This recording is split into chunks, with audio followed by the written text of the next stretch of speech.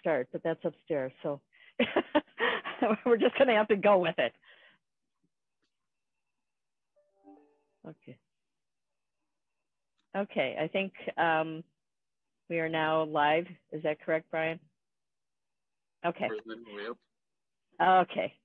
Sorry, I forgot my sign that says start meeting upstairs. So I'm going to go ahead and call the workshop to order. This is a workshop on the Ramsey County Transit Portfolio, the status and financial projections. And I want to start out by saying that you'll notice in the materials that we have that there is the first part of it is about strategic issues and the discussion on those. And the last part of it is the detailed discussion on each of the project specifics. And we set it up that way so that that's information that is simply information. And if we run out of time, you can look at that. But we wanted to make sure that we had the discussion on the strategic issues. So while things are progressing, as we know, on each of the projects, there are program things that are similar that are in place for each of them. The financing still funds the program, but as we knew from the very beginning, there wasn't much room for anything else. And so they are really being conservative and have been in the projections and the assumptions that are made. Clearly, I know the question has come up a few times, and it's true, and that is that COVID has impacted ridership and the sales tax. And with the sales tax is down less than 10% on the year, and that's based on the current projections. We'll hear more about that later as well. The short-term ridership impacts this year have ranged from a drop of 90% to 25%. The commuter service is the greatest impact. Local bus service is the least impacted. COVID also adds cost or more intense cleaning of the fleet and more frequent rotation of the vehicles. Again, there is a cost associated with that. Going forward, there are several areas where the county will take more of an advocacy role than a funding partner role, including the arterial bus rapid transit, priorities at the Metro Council level. I really want to stress how critical it's going to be to connect the work of developing the transit ways to the county's efforts for inclusive economic development, as well as to affordable housing. We all know that they are connected, but we want to make sure that we don't lose sight of that as we are making some important decisions as we move forward. With that, I will turn it over to, I believe, Brian, or is it Ted? Ted. Joanna. All right. Oh, Joanna. Okay. I'll get there yet. It's all good, Commissioner. I just wanted to add a couple of comments as a reminder for board members. This is our second annual presentation on the status of our portfolio of transit projects. This is an update process we began with the county board after the dissolution of the CTIB, the county's transit improvement board. And this is our second annual, as I said. And with that, I will turn it over to Brian. Or Ted, whichever. We're exchangeable. So I will share my screen. Let's see here.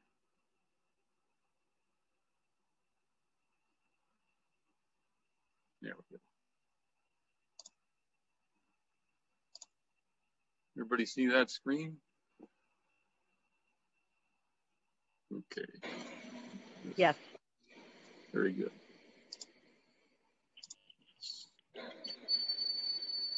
Great. Okay, so thank you for that introduction. This is great. It's nice to see all of you, as always. And here we had our introduction from the inimitable Joanna Berg. I'll do most of the presenting, and George will be there to make sure that I don't say anything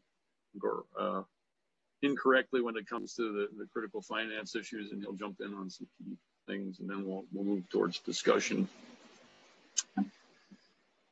As we've alluded to already, this is the second annual, and it's been a once in a generation kind of year.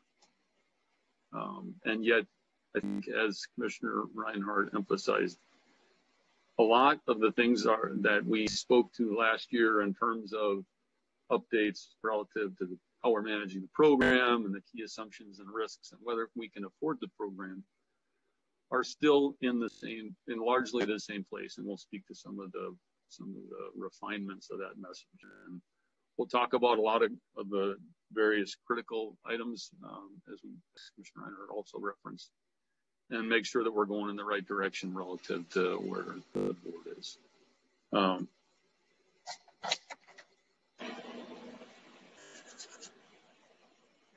Right. So we'll jump right to the key takeaways, and as we've spoken to already, we've tried to be as conservative as is reasonable relative to this program. We don't want to go out on a limb assuming various things. We want to work with financial experts to make sure that we're making the right assumptions relative to financing and what types of bonding and when. We can say with confidence that we can fund the program as it stands today based on our understanding of the key assumptions and risks, and we'll go through those. And maybe a slight refinement of the message from last year is that all of our funding is spoken for out till 2045. And at that point, we will have paid off some of our financing, some of our debt, and we'll have our revenues based on how we're looking forward will exceed the known expenses. Let me back up a step here. I think if I was to put a fine point on this message, and George, you correct me if I'm not saying it right, but it's just a little tighter. It's like, I'll speak from personal experience, it's like my belt. The difference between the last year and this year is it's just a little tighter after sitting in my living room for 9 months, but we can still make it all work and it all still fits. So I think that we're in good shape relative to our overall program. There will be some key decisions that will come to you, and some of those are referenced in the reference slides, and we can get into that some, but based on where we're at today, the program's in good shape and we can move forward. So as we think about the last several months and what some of the challenges and opportunities have been, there have certainly been dramatic changes in service and in folks' use of the transit system.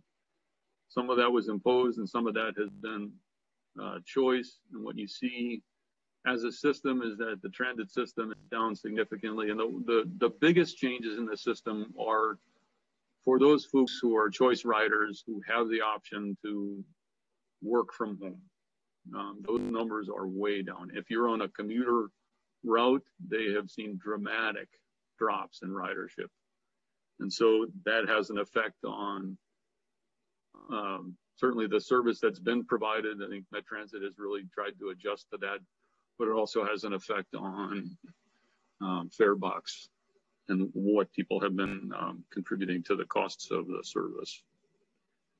So in terms of COVID impacts, we've seen that they're cleaning the fleet more frequently, and because they're more frequently cleaning the buses and the trains, that means they've got to rotate more vehicles into the fleet, and they've got to rotate them more frequently, which then has a cascading impact to the human side of it and how they manage their drivers and the fleet.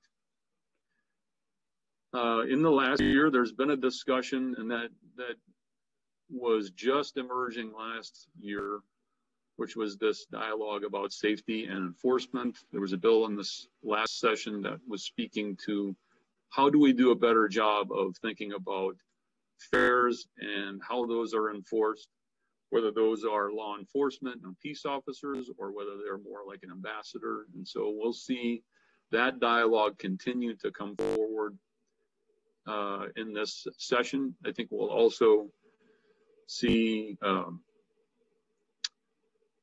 we'll see that built into Met Council's expected budget for 2021. They are looking forward and anticipating that They will see those changes that have been proposed as part of an ambassador program, as well as some other changes that would be more on the monitoring of transit stations through increased camera monitoring and staff to staff the monitoring. So you'll see some of those roll forward into our annual agreement. I think at this stage, the next time you see our master operating and funding agreement, which is our annual agreement between the partner counties and the council for operating of the transit service, what you'll see is the agreement's stipulated annual increase. But I think that there will be some dialogue about what things they're going to look forward to and what kinds of costs they're incurring, but they're not expecting us to participate in that in 2021. And all of that relates to financing impacts. And so as you see increases in the cost of operating the service, that has a cascading effect for us going forward. And so as we take on the different lines, those increases in operating costs add up. And when we're at a point where we have a lot of debt service and we're spending a lot on capital, those what would normally feel like minor increases of $1 million or $2 or $3, depending on the operating cost, start to add up. And then that's the thing that has changed in terms of our refined picture of our financing. And so that gives us, that's why the belt feels a little bit tighter this year. Okay. So some of the project changes that we've seen this year, the Washington County Joint Development, some of you are more familiar with this than others, and you may recall that as that part of Gold Line and its maintenance of its competitive rating has been about parking and making sure that they're providing the right access for people to get onto the Gold Line in order to maintain the right ridership levels and for it to stay competitive. In the midst of that, Washington County has been developing a service center to be at the end of the Gold Line. And what that'll look like is it will look like any of our service centers, but there's a parking component. And within that, there are parking spaces that are necessary for the transit line, and then there are parking spaces that are really only dedicated to the Washington County Service Center. And so there's a lot of work that goes into making sure that Ramsey County is only paying for the stuff that's required for the transit line, whereas Washington County will be paying for those things that are specific to the service center. But what it does is allows them to take advantage of some efficiencies to get their service center built as part of the federal process. And it also allows for us to partner with them, and it anchors the transit line by putting a large service center there that will be positive for their residents for accessing services, as well as for their employees that may benefit from transit service to their job. I think a number of you saw we were the successful grantees for the Transit-Oriented Development Grant from FTA, and that's associated with Rush Line. This will be a key component to connecting the dots that Commissioner Reinhardt spoke to at the beginning of making sure that we're thinking about, or that we're emphasizing, inclusive development, affordable housing, and transit, because they all go together. And we know a lot about how important transportation can be to the folks who are challenged in this economy. And that transportation can be the thing that either ensures people's success and through access, or actually keeps them from opportunity. And so the more we emphasize that these transit ways are about transit service, but they're also about the land use and those economic opportunities, the more important that'll be for our local partners, and the more successful we'll be in making sure that we have a competitive line that performs well. So I've spoken to some of the project rating and competitiveness, but there's been a lot of work that has gone into keeping both the goal line and the rush line competitive. It is a highly competitive federal process, and there's always some pressure to make sure that the various factors that are evaluated as part of a project's competitiveness stay that way. So our folks have done an enormous amount of work to make sure that the projects are still viable and still effective use of everyone's resources. And specific to Riverview, Riverview has been a long time coming. I think that what you've seen is a lot of work that's gone into coordinating with various partners, as well as making sure that the procurement, which was very complicated, was coordinated.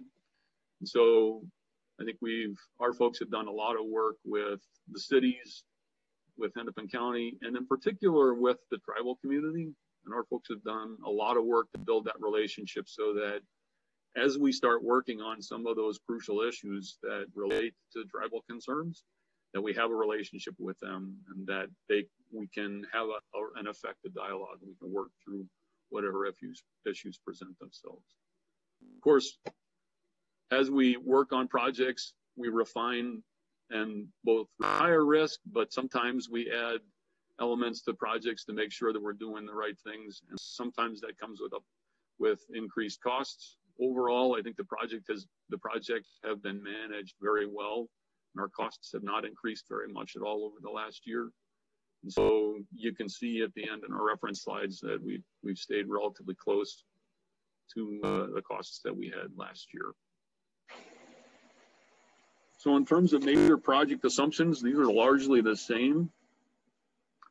You'll see Gold Line coming online in 2024, and operational means that it's open to revenue service. So construction for Gold Line is planned to start in 2022. Rush Line operating in 2026 means that its construction will start somewhere in the 24 and 25 range. And then Riverview in 2032 operating service means that we'll start construction somewhere in the late 2020s. These are all the major project assumptions of when we assume that we have partners in it, that all of our partners show up with their share of the costs, including our federal partners, and that whenever there's a lag in federal funding, that's our expectation that our federal grantee partner, Met Council, will finance those, and that Met Council will continue to pay their half of whatever net operating costs exists. And then, of course, whatever guidelines have existed for ridership estimates, our folks have done a lot of work over the last year to refine that message, to refine our ridership estimates, and to make sure that we understand exactly what kind of ridership we can expect from our investments.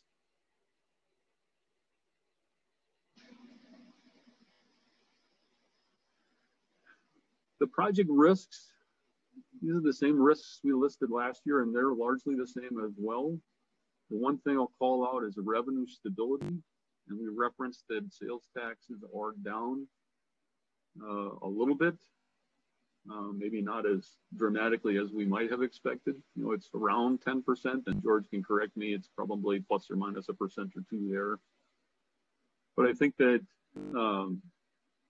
people are optimistic because the number has not gone down as much as people had feared. And so we've done some work to build that into our projections for revenues. And what you'll see well, maybe at this point I'll offer that. As we offered last year, there is a very detailed multiple sheet finance model that we would be happy, George and I'd be happy to sit with any of you and go through in detail. Doesn't really lend itself to a workshop, but one-on-one, I think it works pretty well to go through the details. And what it'll show you is how we've adjusted the curve for sales tax revenues as well as the levy going forward. But so we've adjusted that. Outside of that, largely the risks are the same. And when you look at things like, I don't know, maybe a federal election and whether that has an impact on the administration's perspective on an overall transit program, I think that there are some folks, including myself, who think that that probably is true, and that administrative stability coming with the potential change in administration could have a real impact on the speed with which our projects get delivered and the stability of the federal revenue. So,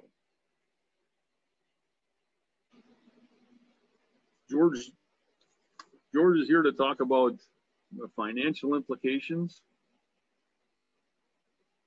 Okay, thanks, Brian, and thanks, Commissioner Reinhardt and the other commissioners and everything. Yeah, thanks for giving me an opportunity to talk a little bit more about the financial implications of financing these three major transit projects. Again, compared to last year, we are still forecasting that we'll need to use all available funding for operational costs and debt service costs up until about 2045 or so. Then we'll enter a period of about 10 years from the mid 40s to the mid 50s where we'll have some available funding, but the majority of it will still be needed to pay operational and debt service costs. Then finally in 2055, we have the debt service paid off. As Brian has said, it was tighter this year. We've been busy running various debt scenarios. Myself and Kathy Aho and Terry Heaton from Baker Tilly have been working on that. It is tighter. It was tougher to finance this year than last year. There's a few reasons from that. As Commissioner Reinhardt mentioned earlier, the sales tax does appear to be down about 10% this year. So we cut about $8 million out of our sales tax forecast compared to last year for the first few years here up until about 2022. Then we have it start climbing back up to a plateau of about 48 million a year or so in the late 2020s. In addition to that, we do have a little bit of increased costs on the Ramsey County side, about $14 million we built in for the three projects. We also wanted to be conservative and forecast some of that money spent a little bit earlier than we did last year as well too. And then the other reason is we did use a slightly higher interest rate this year too. We increased it from about 4.25% to about 4.66%. We actually, from talking to Baker Tilly, we actually have quite a bit of variety of different types of debt issues. So that would correspond to a AA revenue bond. We could potentially finance it for less. We have built in a factor to in case the interest rates rise over the next few years too, as well as we tried to be more scientific about it this year too, to build in the cost of issuance, the debt reserve, all the different requirements. So I spent some time with Baker Tilly on that to go over the debt a little bit more. So anyway, in a nutshell, I am forecasting we'll take on about $180 million more in debt to make up for all those things. Unfortunately, when we have more money spent up front and a little less revenue coming in, it does ripple through the model. So it does affect the financing cost. We estimate borrowing about a year sooner in 2024 versus 2025 that we thought last year, and then we wouldn't pay it back for a couple of years longer. I wanted to emphasize we did try to run some more sophisticated debt issues, more frequent debt issues, less term on the RRA bonds, a couple of different debt issues on the sales tax bonds, one being right when Riverview would start, because that's when we'll need the majority of the money. Looking forward, going into next year, we'll want to partner with Baker Tilly, and I believe we'll have a new debt manager here at the county too. We will need to run more sophisticated debt models. I do think there's a way to finance this a little bit better than what we have right now, because it is pretty tight. We may need to issue debt more often, take a look at the different options. So there's quite a bit of constraints and variety there as well too. The other thing maybe coming up next year is we would like to bring probably some tax exempt declarations for the board's consideration, possibly as soon as late next year. What that means is the board would just declare that any costs from that point on could be eligible for tax exempt finance. It doesn't obligate the county to do it, but it just makes things a little safer for us as well too. And so, like Brian says, we're more than happy to take questions or comments, or I certainly would be happy to sit with the individual commissioners to go over the model and our assumptions and things like that. So that's all I have for now. Thanks, Brian. Thanks. Yeah. I think the toughest part of this message was when Joanna told Ted and Mike and George and I that we couldn't retire for another 2 years. Only 55 seems like a long time out. I don't know. I hope you'll all be there for the debt retirement party. Yeah, I'm planning on it.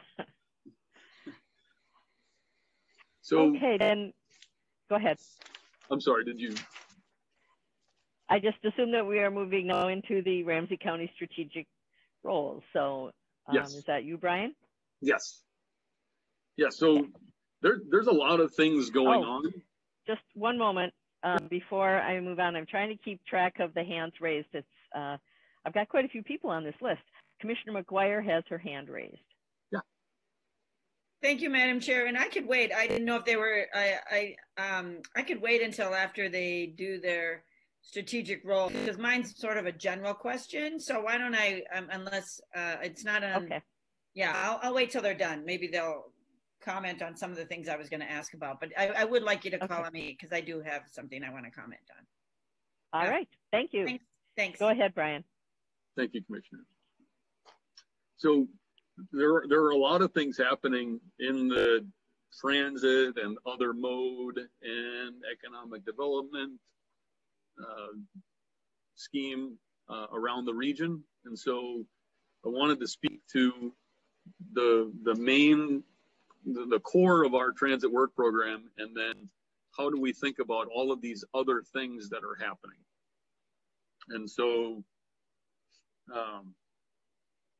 as you see, there are lots of partners with all of the various things that are on this list, whether it's Met Council's arterial BRT program, other key corridors that are happening that are being suggested by St. Paul or Washington County, whether it's things like the second train or some key freight connections, or even some more planning things like what does transit look like in downtown St. Paul, or how are we thinking about transit-oriented development.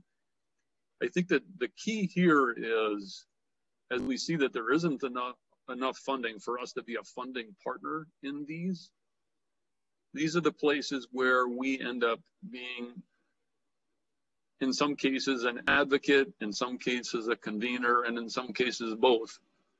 And I've been very impressed with the level to which you as a board have supported us and supported going forward with these things as partners, and really rallying our partners to get them to show up on things. And you know, in particular, one of the things that's happening right now is with the arterial BRT program, you have cities up and down the line from Dakota County up into northern Ramsey County that are rallying around a potential corridor on Rice Street and Robert Street. And I think that that's the kind of model that we can see going forward, is that we can convene people, we can advocate for the things that we care about, and we can help connect the dots in terms of, like in that case with Rice Street and Robert Street, you're advocating both connecting counties and connecting service centers, as well as connecting populations that really need better service and aren't getting the type of service that they need. And we can be a very strong voice in advocating for things like that. And I think that that's really helped with a project like Rice Street and Robert Street. When it comes to other key corridors, it's a similar type of model, but then you have things like the second train from Chicago, which are a little bit of an oddity. We continue to advocate, and for those who have seen the region, and the region being larger than Minnesota, Wisconsin and Minnesota received a grant to implement a second train from the federal government, but that's going to require state bonds in order to match that federal. And so it's those kinds of things where we need to rally others to figure out the funding, and that's part of our advocacy as well. When you think about downtown St. Paul, there's a lot of things that are in play. St. Paul is just hiring a downtown planner, and that person, as I understand it, will be on board the beginning of the year. And that'll mean a lot in terms of having someone to create a vision And that'll help us coordinate with them relative to what that vision is and how we can help implement that.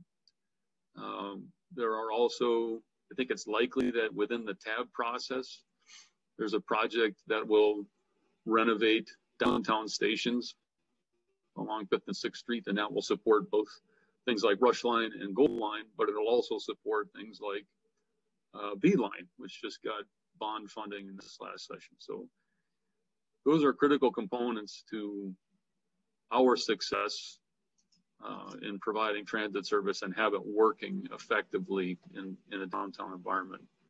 And then the last piece I'd like to spend some time on is watching the work that CED has been doing on inclusive economic development has reinforced, I think, what I think a lot of us have always known, that transportation is a critical building block for people to have access to opportunity. And it can be the thing that keeps people from succeeding. And so we've got a nice discussion going between CED and the Center for Economic Inclusion and our folks on the transit way side to think about how do we really emphasize transit-oriented development and how we really make that a critical component of why we're choosing the modes that we're choosing. And to put a fine point on that, when we think about arterial BRT, exclusive BRT, and more exclusive modes like streetcar or light rail, part of what differentiates them from the other is the level to which development plays a role in why you're doing it. And so when you think about an exclusive BRT or a streetcar, part of what we're saying is that development matters, and development is partially why we're there. And so when we start to get into specific items about development around stations and seeing increased density, those are critical reasons for why we're doing what we're doing. We're trying to connect the dots between provisions for transportation options and affordable housing options, and making sure that people have affordable housing options around those transit stations so that they have better access to opportunity.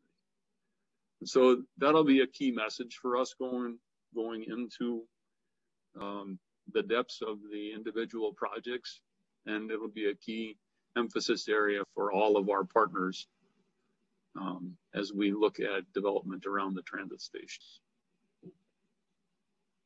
So hopefully I answered some of the questions that may have been out there, but I'm certainly happy to answer more.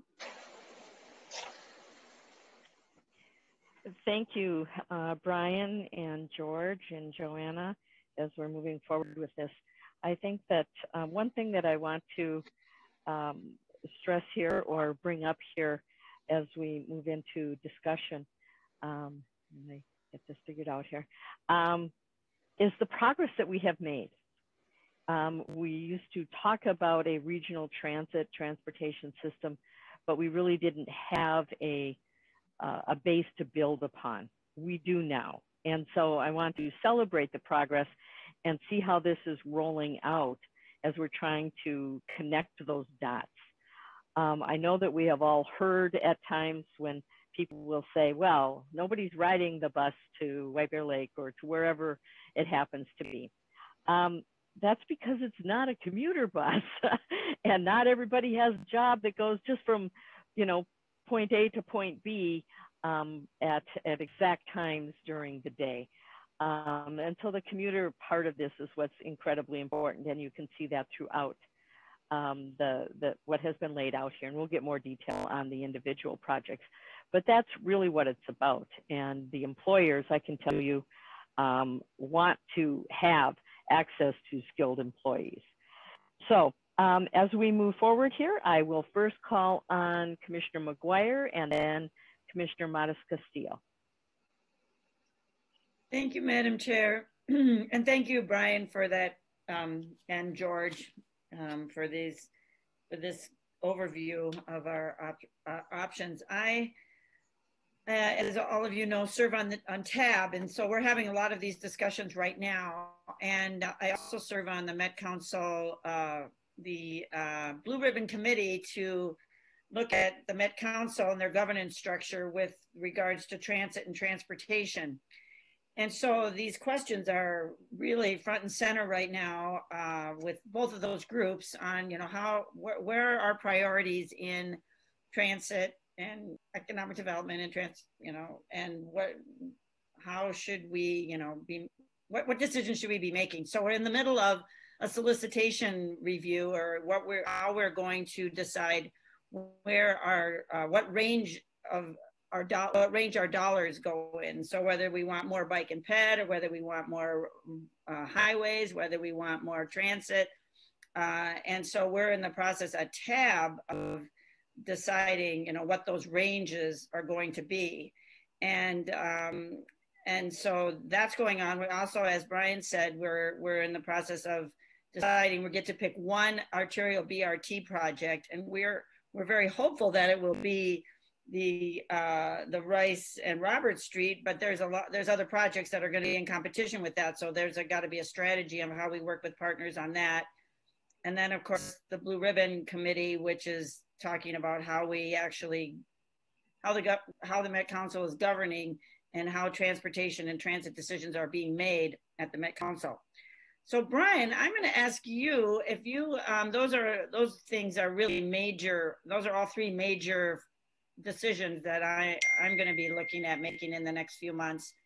And if you want to, I'm wondering if any of those we should have a whole workshop on any of them, or if you want to comment on any of the things that this board should know or could know, or we're not ready to do a full in-depth analysis of any of these things right now. But if you would like to comment on our role in these decisions, and a comment, maybe just start with the one on, you can either start with ABRT or the solicitation funding scenarios. If you just want to comment a little bit more for the benefit of the rest of the board, since I've been sitting in on all of those discussions. Sure, absolutely. So for folks who are aware, who may not be fully aware of the ABRT issue, the council annually has, or they do a biannual solicitation. They have nominally $100 million to spend per year. And this biennial process distributes those funds. In the last in this current solicitation, Commissioner McGuire and others had worked to identify taking $25 million of what's normally gone to transit off the top, and to allocate that directly to the next arterial BRT line. And so they're going through a process called Network Next, which they're using to identify the priorities for the next 3 arterial BRT lines, including the one that would receive this $25 million. And then 2 other tiers beyond that to say, what are our priorities for arterial BRT going forward? So as we looked at, as we being not me or not all of you, but like the rail authority folks, as we looked at the Network Next maps and looked at what are some of the priorities for the county, very clearly, Rice Street and Robert Street, as well as Maryland Como, really seemed to strike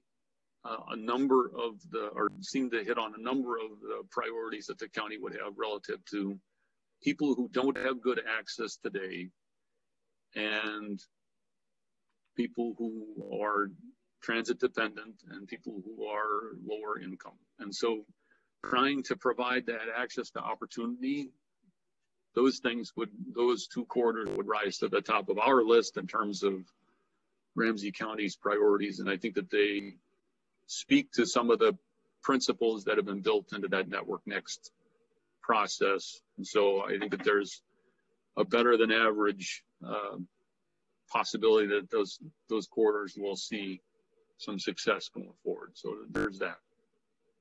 In terms of the solicitation and its funding scenarios, as I understand where it stands today, and we could go into a whole workshop and talk about the intricate details of it, but what ends up the short version is there's a lot of scoring that goes into a whole set of projects, and they tend to get grouped into different funding scenarios. And there's usually some that are more on the road side of things, and some that are more on the trail sides of things, and some that are more on the transit side of things, all based on the general flexibility of federal funds. And so I've been, as you and I've talked about, Commissioner McGuire, I think that there's probably more to the bike and trail piece and more to the more projects. You know, there's one scenario that chooses smaller projects, and that tends to spread the money around a little bit more, and there's less of a focus on roads.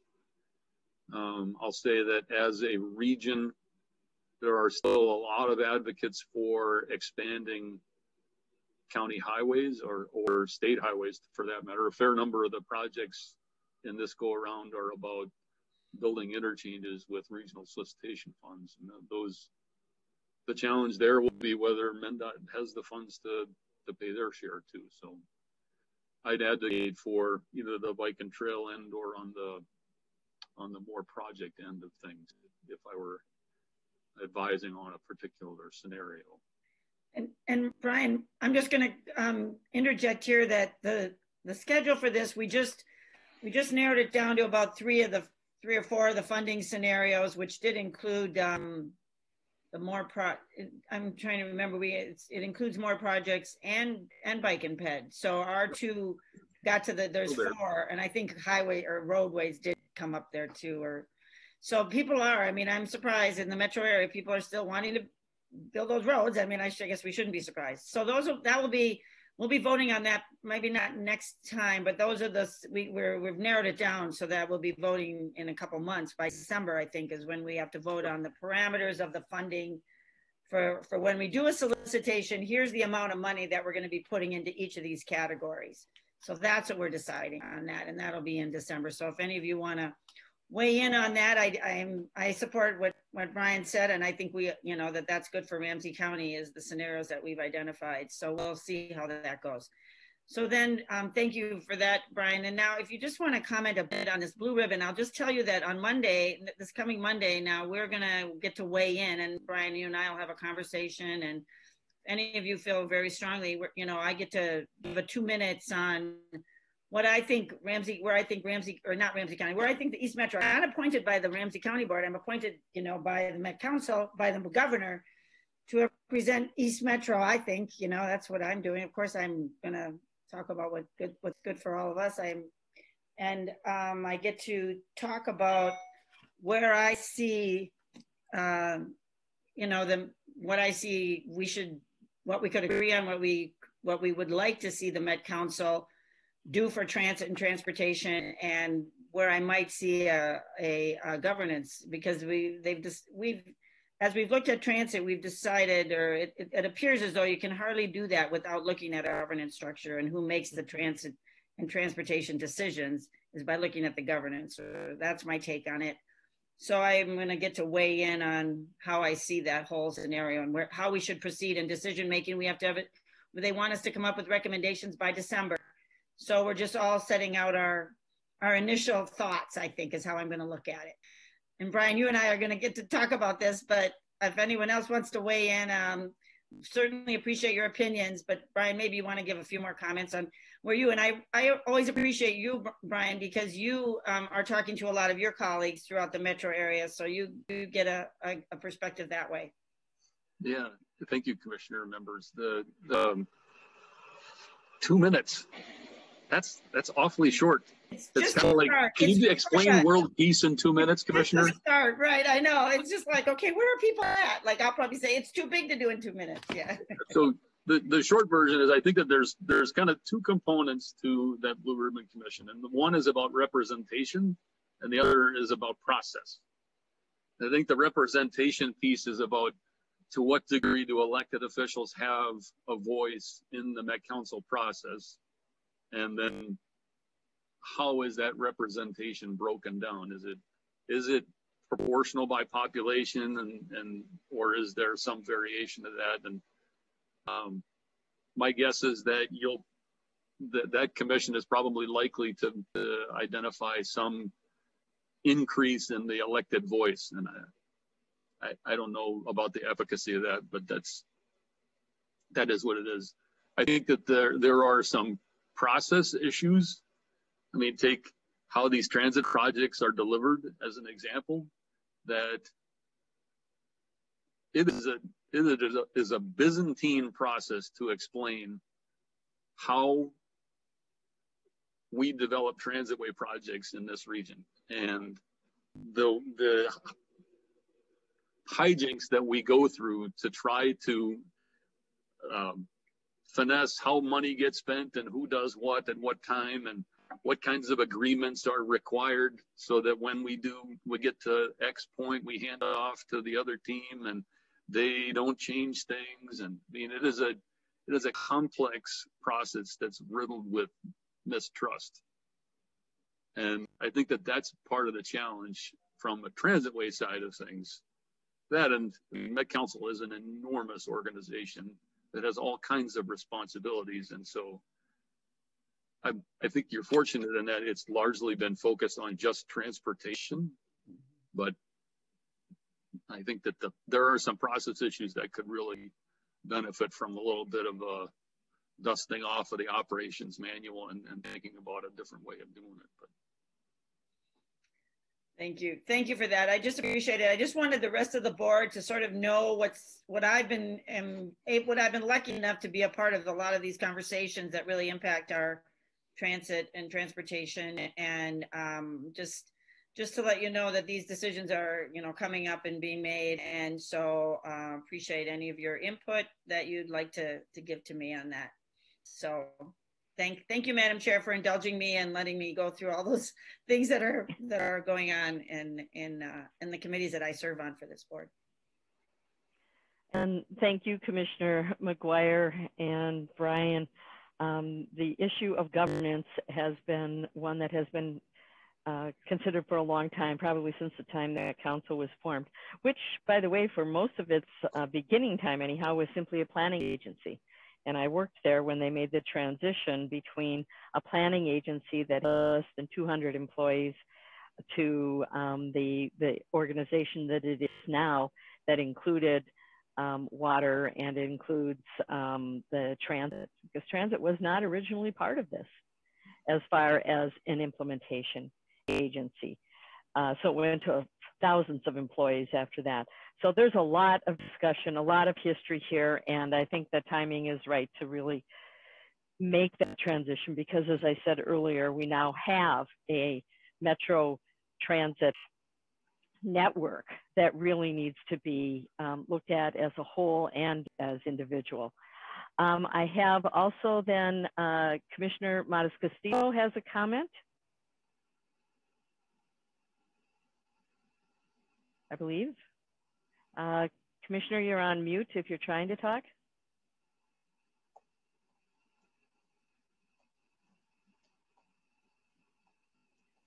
Okay, you unmuted for like a second, so try again.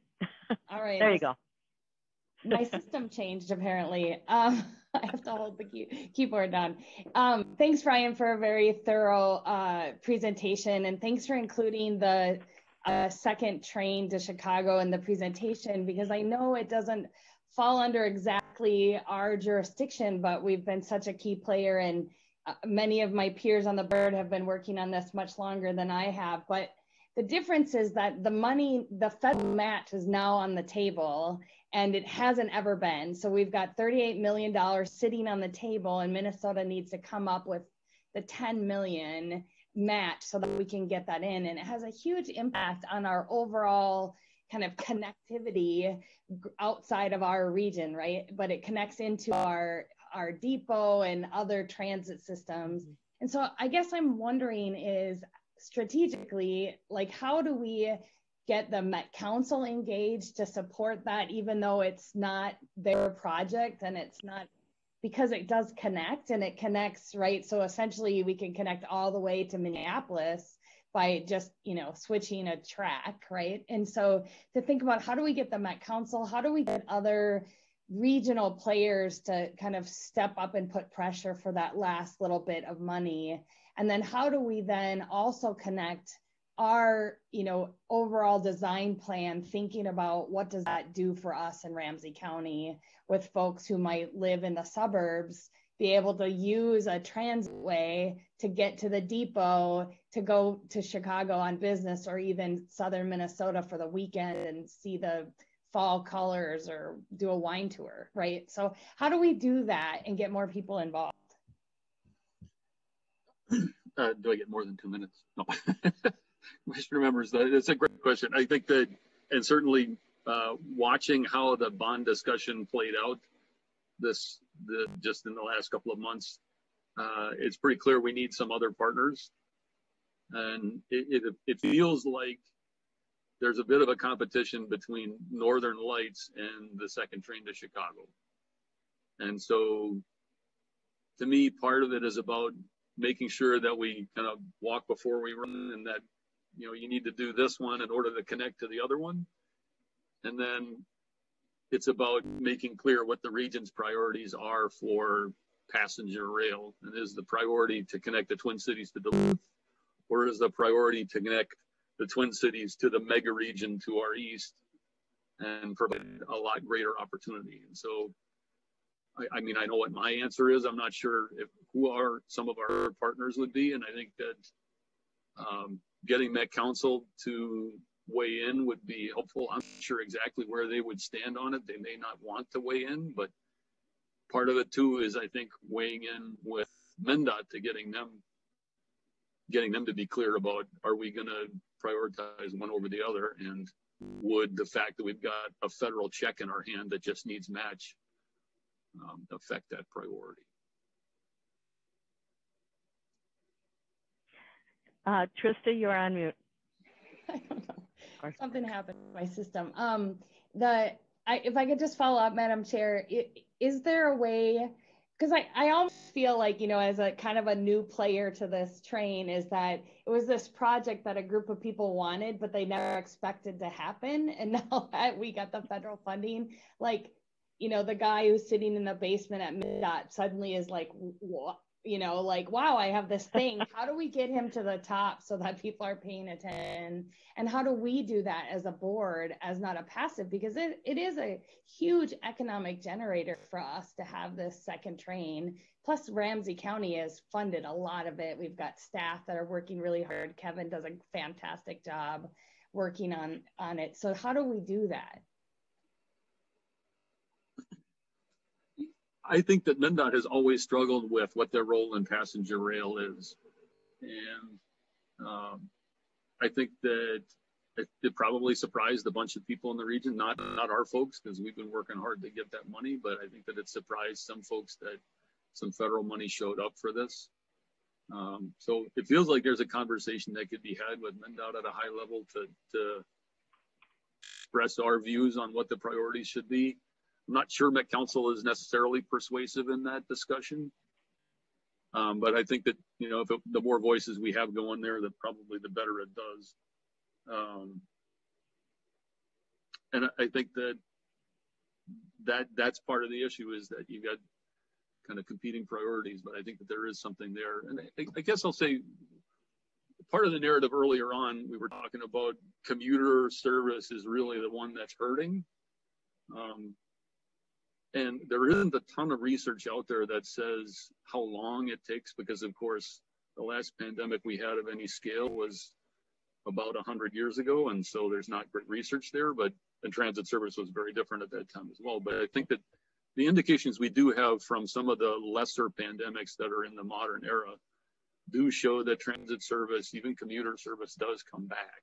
It just takes a couple of years. And so, if we expect that it's 3 to 4 years before we see real transit ridership recover to the way to where it was before, then I think that we can say that something like the second train that does have a commuter feel to it will recover by the time that gets into service. So, there's some strength there too.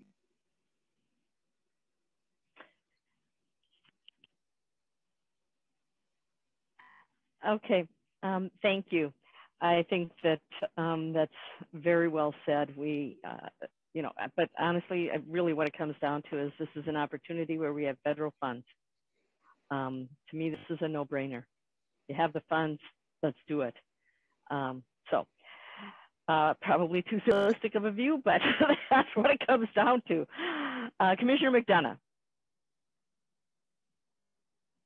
Thanks, Madam Chair. Just a couple of quick comments. And I know the workshop really was about, you know, the financing for us moving forward here, but we've gotten into the policy conversation about kind of our role here in advocacy and helping ensure that we get our share of development and investment in our community. And so a couple of observations, both in relationship to what Mary Jo brought up as far as the transit roads and bikes issue and the Met Council governance, and what Trista brought up on the second passenger train. And I would argue this is exactly why we as counties cannot be shy about arguing for and being an advocate for what's important for us, whether people would say it's our role or not, and I'll tell you why. There's a reason why we struggle about how to move forward on passenger rail. During the Plenty administration, for 8 years, there was no passenger rail department in MnDOT. He eliminated it, right? So we lost 8 years of being engaged on passenger rail planning, being a part of that conversation. You know, Met Council in this governance conversation we have, it's been counties that have led on transit investment because, and I use this example, did I lose everybody? Nope. I use this example a lot, right? In a span of 9 years, we had a Jesse Ventura Met Council, a Tim Plenty Met Council, and a Mark Dayton Met Council. All three dramatically different on their approaches to investments in transit. All three dramatically different in their thoughts about how you connect investments in transit to transit-oriented development and what all that means. And it's been the county voice that's been the consistent driver throughout all this, whether it's local transit bus service, transformative investments such as the Central Corridor or the Green Line or the Blue Line or the extension to the Green Line, the Riverview, our first true arterial bus route, the Gold Line, the work we're doing on Rush Line. It's been county voices that have kept those projects moving forward. It's always the big issue, and Brian talked about, is how do we make sure that they don't fall apart when we have to hand them off at some point, right? And that always has to happen. But I would argue that we need to not only continue, but we need to continue to do this in a really loud, very strategic way and be in that voice for these investments, whether it's this second train. You know, Victoria, you said it's a no-brainer. For most of it, it is. But the fact is, we did not get matching money in a $1.9 billion bonding bill. We did not get it. So for a lot of people, it was not a no-brainer, and we've got to help people understand that. And we can't lose that opportunity. But I would argue, again, Ramsey County has done an amazing job, and we need to even be a stronger voice in that and continue to do that, even when people say that's not our role. Because if it's not ours, whose role is it? Because we have these gaps in planning. These are long-term investments. These are long-term things to move forward. And if we don't have that consistency of county leadership, we wouldn't see very many of these projects that we have operating right now. That's good. Well said, Commissioner McDonough. Yes, there's claps and thumbs up here. So thank you very, very much. Okay, before we move on to the individual, because we do have, I think, time to do the individual projects, some updates on that. Are there any other questions on the first part of this presentation? I'm not seeing any hands, so I assume, Commissioner McDonough, that you just haven't put your hand down yet, or do you have another comment? All right, we're good. Okay, Brian, I think we're going to start out with the Gold Line estimates. Very good. All right, see if I can make that work here.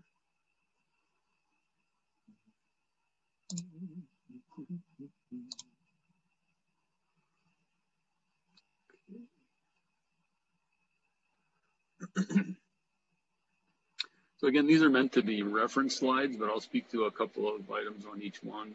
And I'll also emphasize that, as we spoke to earlier, we can sit down and dig into more detail.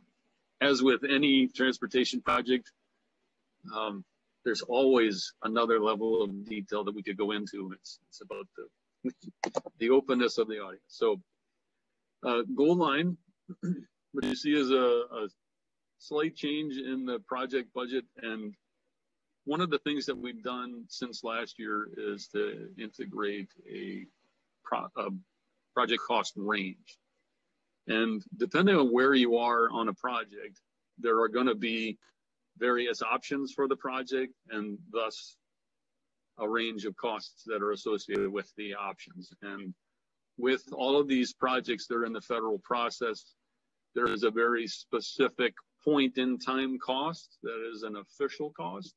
And then there are the things that we know about a project. And so depending on what we know, you're either toward one end of the range or the other. So with gold line, we're showing a range in project budget between 461 and 519 million.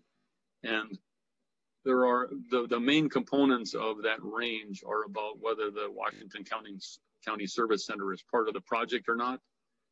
And one of the reasons you see the percentages, the percentage shares between Ramsey County and Washington County change substantially depending on the range is that Washington County bears more of the cost of the service center and the pieces that are associated with that than Ramsey County does.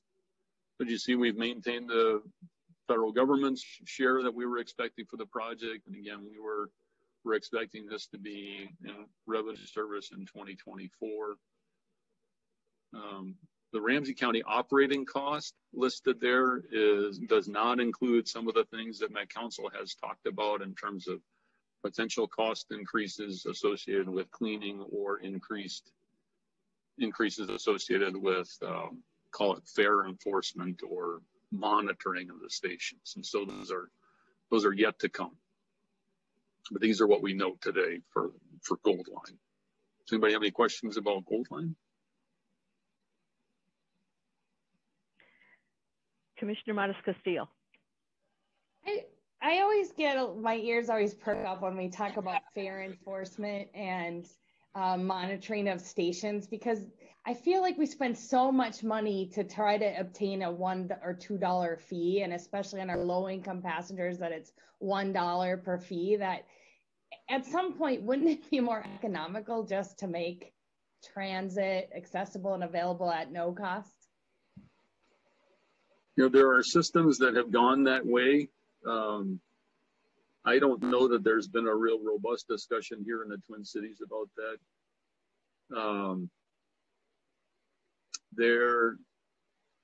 It's an interesting point, and I think that there's probably some significant math that goes into how good is your fare box recovery to begin with, and what are you charging for fares. You know, this region is relatively competitive in terms of how much they get from the fare box. I believe we assume 25% for fare box recovery for buses, and I think it's even 35% for trains. And so those are pretty healthy numbers. And so if you imagine like the cost that's listed there, our share at 1.4 million is half of a half. So that puts that number at around $6 or $7 million, plus or minus $500,000. And so that's after fare box. You know, our shares are after the fare box is in there. And so I'm not sure what it would take to get Met Council there. And I don't know where the region would be relative to supporting that, but I think it's something that our folks raise from time to time to say, like, are we throwing good money after bad, and how would it change? But unfortunately, I don't have a good answer in terms of what it would take. I think that, like I said, I think Kansas City has recently done that, and there are some other places that have gone to that. And it is a powerful message to say that this is a fundamental thing as opposed to more of a pay-as-you-go type of service. So, would it be possible, Brian, to get the estimates of how much it costs to actually enforce the fees?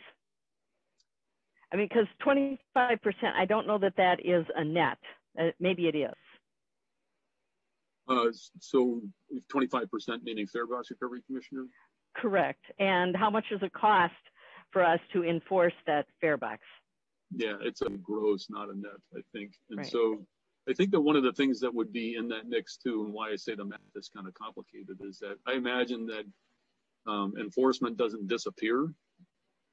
And there are numbers that are built into what they expect for increases in, call it the ambassador program, and fare enforcement, and back office for monitoring.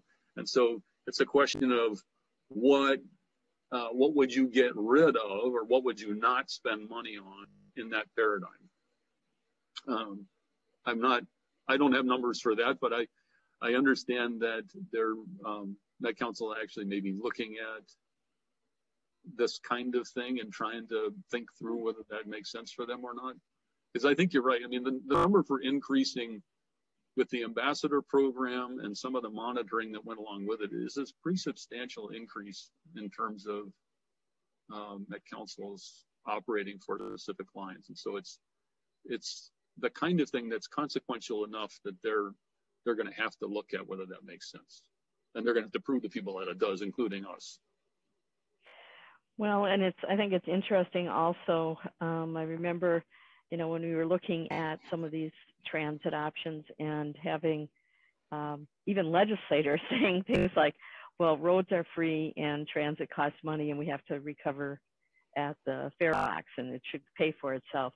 And we know that both of those are overstatements at the very least. Roads are not free. And just because you don't put a token into something every time you enter the freeway, which is, I think, a good idea not to do that. It's called a freeway.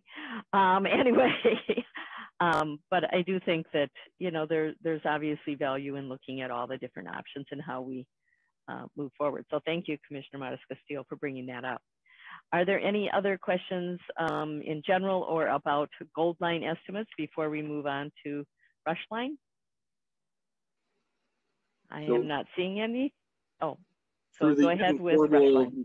Through the informal network, I'm getting a number that says somewhere in the neighborhood of $100 million in 2019 came in through Farebox. And so as a region, I don't know what that amounts to for their total operating. I'm going to say that it's maybe 15 to 20% of their total operating, which is okay. I mean, that's something for the region to think about too. Yes, thank you. Okay, thank you. Okay, we'll move on to Rush Line. Yes, okay. This is very good. So again, you see a range here, and that's about some refinements to the project. This is a solely Ramsey County project, and so it's just split between us and the federal government. And that's why you see a greater share of the cost per operating borne by us. And again, we're on track for 2026 operations. Does anybody have any specific questions about Rush Line?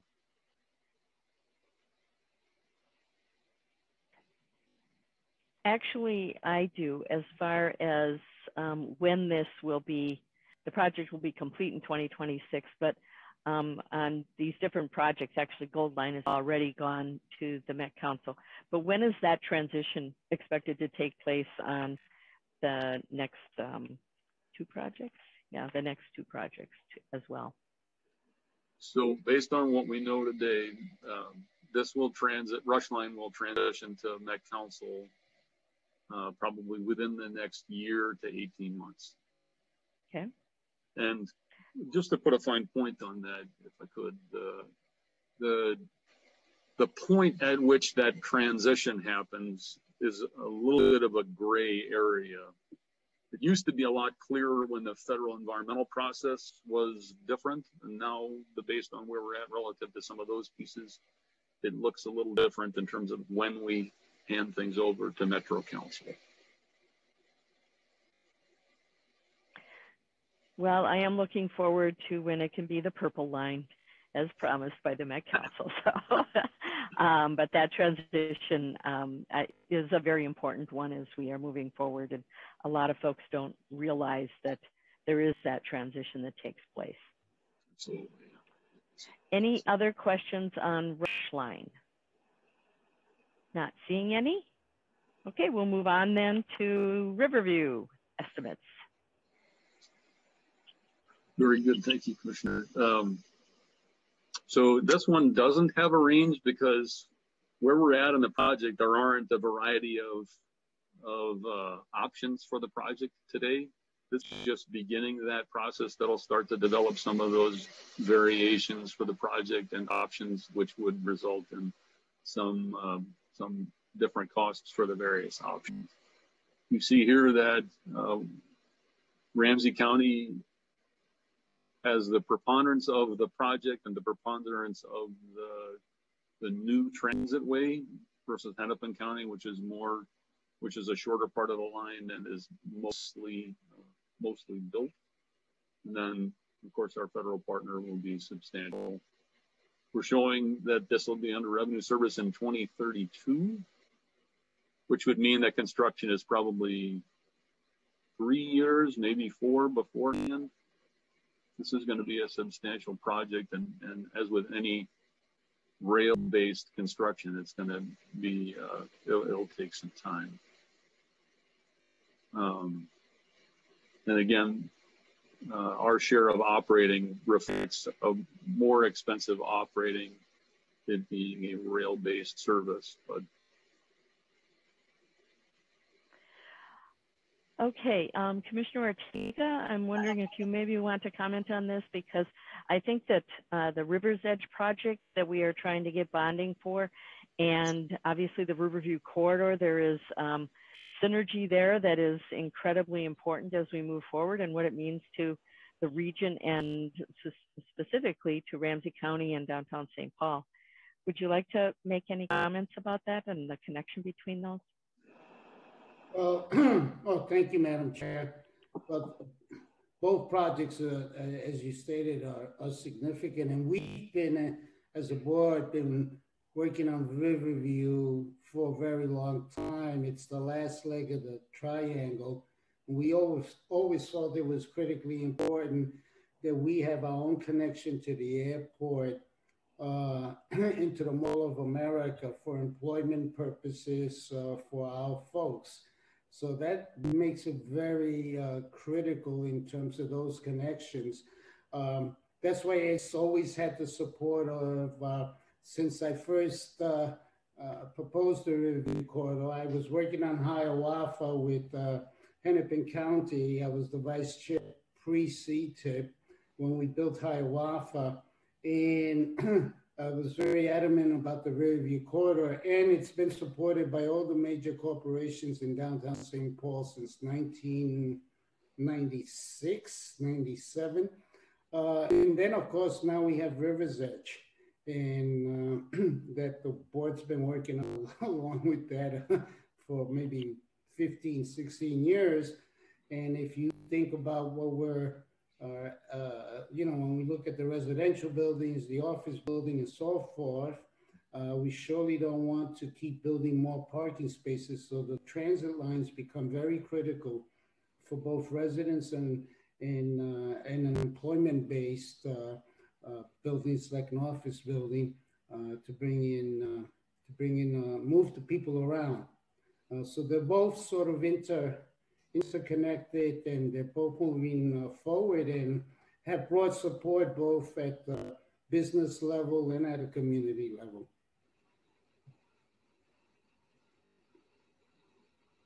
Thank you, Madam Chair. Thank you, Commissioner. I don't see any other hands up regarding Riverview, so I think we will come kind of full circle here and move into the last couple of slides that are about the financial modeling assumptions in 2020. So I'll say a couple words about this, and I'm gonna expect George will jump in. What we've tried to do here is contrast last year's assumptions versus this year's assumptions, which is a little bit of a complex thing to try to do on one slide. But what you see here is that we have, as we spoke to earlier, we've adjusted the sales tax revenue down a little bit, which has an effect going forward.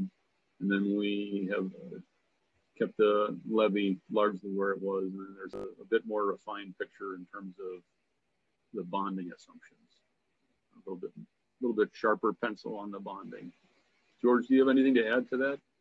No, not a lot more. Some of these things I covered when we first talked about it earlier this morning. I would say, like I say, we didn't make any changes to the Regional Railroad Authority levy. We assumed the max levy. There has been some interest in do we forecast that to increase a little bit more to kind of make the financing not quite so tight. I think it'll be interesting a year from now to talk to our taxpayer services department and determine did this pandemic cause property values to go down? If not, if they appear to be stabilizing again, maybe we can be more optimistic there. Otherwise, like you say, Brian, we got a little bit more sophisticated in the bonding assumptions this year. We one thing I did is try to bond against the RRA sooner and try to cover those, especially the rush line in the end of the gold line with RRA funds because they're not subject to that 10%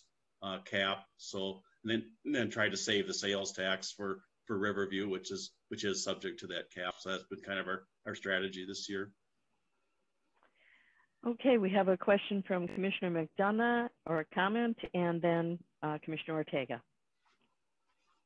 Yep, thanks, Madam Chair. It is just a comment, and I talked about how these are long-term, and I just wanted to point out, because we have so many new people involved in this, whether a couple new commissioners, we've got new finance people. When we dissolved CTIB, and that was a lot of work, probably as much work to dissolve it as to actually put it together. Some of these cost shares actually changed, and people need to know that. Like Riverview, when we first started moving that project forward, it was a 90-10 split with Hennepin County. Part of that changed now when we dissolved CTIB because we did not have enough money in the estimates for our sales tax and property tax to be able to fund our projects moving forward. And so the agreement with Hennepin, because that was part of the value of CTIP, right? It was everybody putting their money in the pot together to be able to move forward in an equitable way. And once everybody took their money out of the pot, it really highlighted the inequities of how money is generated in this community, right? Hennepin has Mall of America, it has the convention center, it has so much that generates money from outside of Hennepin County that, we worked really hard to get Hennepin to agree to new funding formulas so they had larger shares, both in Riverview. And we some of the cost shares changed around Central Corridor also to recognize that Hennepin's access to the sales tax money or the money that was generated was so much greater than ours and our ability to be able to move our projects forward. And I just say that because we got to remember some of the stuff here. There's foundations. Brian mentioned, the split and how that, I don't remember the word, Brian, you used, but the fact is that when we started this project, we would have had 90% of that 50, Hennepin would have had 10 instead of this 35-15 split or actual 70-30 split. So it's important to remember some of this foundational stuff as we move forward. Thanks, Madam Chair. Thank you. And I do know that huge kudos go out to both you and Commissioner Ortega for those negotiations. I know how difficult they were and how much we appreciate it, because I don't think we wouldn't be where we are right now without that.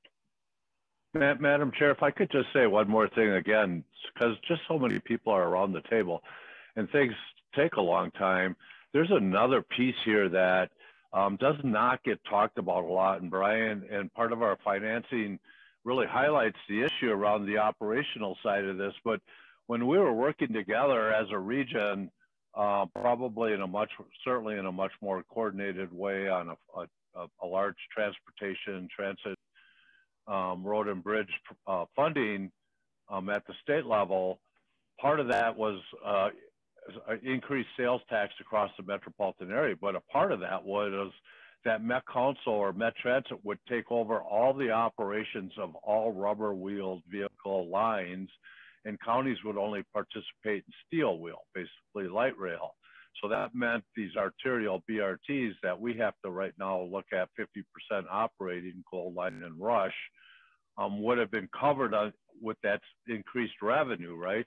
Well, I have to just call out that, part of the deal in dissolving CTIP, which was, like I said, probably more complex than putting it together, Dakota County, which was paying that operational share of the red line, actually insisted that Met Council actually take over full operation of that red line operating costs for their agreement for the dissolution, knowing that there was this kind of handshake agreement as new revenue would come into the system, Met Transit would eventually take over full operations of that, which, as you could see, just looking out to 2045, we don't really have a penny. I mean, within our sales tax generation and our prop to cover all this. So I say that because at some point, the hope is we will get new revenue, probably a sales tax increase of some sort in the metro. But we need people to remember that, the original agreement was that Met Transit would actually take 100% of the operating of the arterial bus lines. Thank you for that reminder. Commissioner Ortega and then Commissioner Carter. Yes, thank you, Madam Chair. Sort of piggybacking on what Jim just said, but going to his prior point, there was, when we built the blue line, that was pre-CTIP, and the green line was CTIP, and now we're post-CTIP. And the reason why I bring that up is because there's never been a fixed formula and a fixed path to getting all of this done. We've always sort of worked with what happens in the current environment politically and so forth.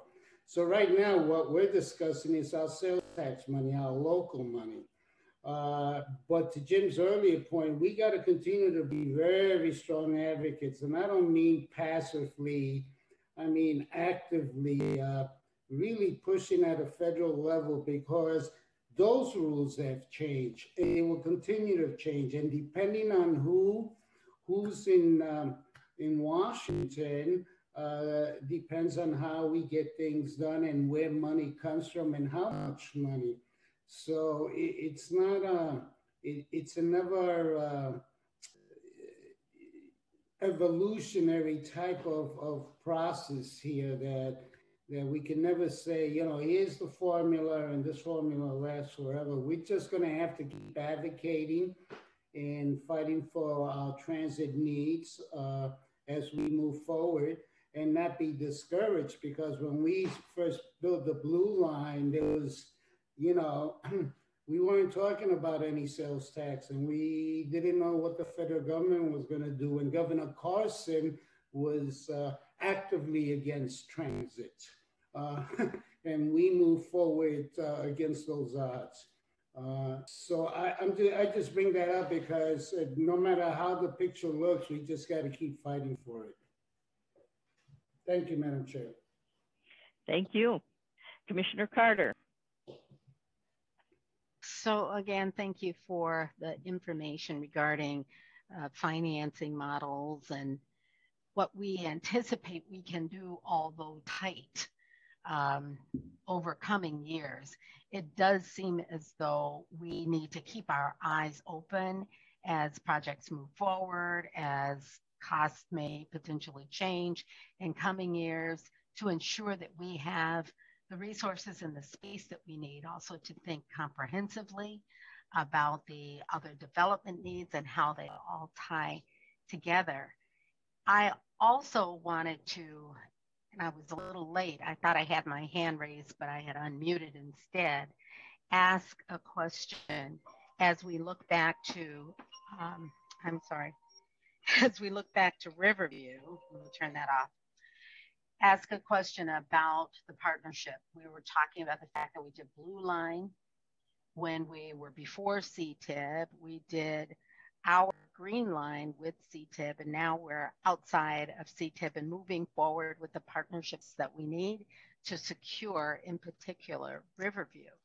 The partnership with Hennepin County, as Commissioner Ortega, you had iterated when you were vice chair, had us working together in that close way to ensure that that project came about. And now we're working in this close way again to make certain that we move forward on Riverview, and the percentages have changed. I know that Riverview is to be operational in 2032, and that there's some pre-work that we're doing now that will lead to funding coming and needing to be matched. What is the time during which that fund that we will share in participating with Hennepin will need to kick in? And are there any contingencies around the sharing and the percentages that we see today as announced on that last slide, the 70-30? Commissioner members, right. Thank you for the question. I'll say a few words, and then if others want to chime in, certainly. So we've been in discussion with Hennepin County for around that partnership for, I'm going to say, the better part of 18 months, maybe 2 years. And we're still working on what that looks like for this phase. The current setup, there isn't the contingency that's been built in. I think the expectation is that Hennepin, we will be able to arrive at an agreement, and they will continue to be a planning partner. But as has been alluded to, it's not always a straight path to getting to an answer with that issue. And is there a timing by when we need to be firm in those percentages? So, Commissioner members, I think that the one time frame that I think will be a milestone for that will be that will have to have been completed before Met Council takes an ownership role of the project, which is some ways out, but I see it getting resolved before that, well before that. Thank you. We'll know to continue to ensure that we have the partnership that we need moving ahead. We were good partners with Blue Line, and we anticipate that that will continue. Thank you, Commissioner Carter, and you provided a great transition into the last slide, which is about the key financial timing.